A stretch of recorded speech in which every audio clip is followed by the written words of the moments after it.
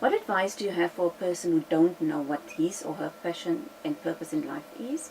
Where can the person start to define his or her purpose and passion? Yeah, that's a very important question, and I would just like to take the person back to what we discussed initially. Do not think of it as some sort of an abstract, difficult question, Exactly.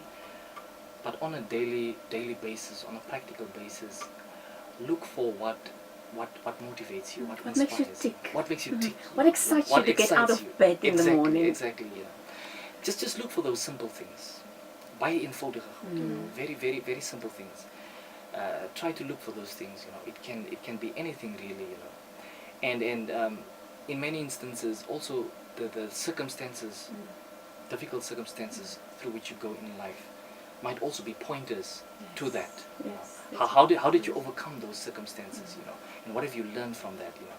I was reading a book once where the author made a very profound statement. I'm not sure if I can record it verbatim, but it went something like this. In the heart of every heavenly woman lies a spark that is dormant during the broad daylight of prosperity, but which burns and blazes during the darkest hour of adversity. So the author was trying to say that there is something within each woman, heavenly woman, for example, that when everything in life is going smooth, you do not notice something, but when she goes through adversity, there's a fire, that ignites within, that gives her strength, that gives her a sense of enthusiasm to overcome. And we should see those circumstances, as circumstances that we can draw knowledge from, and that can put us on a path to understanding really who we are, because ultimately it is an understanding of self. If we talk about purpose, it is understanding who you. It's demystifying who you are.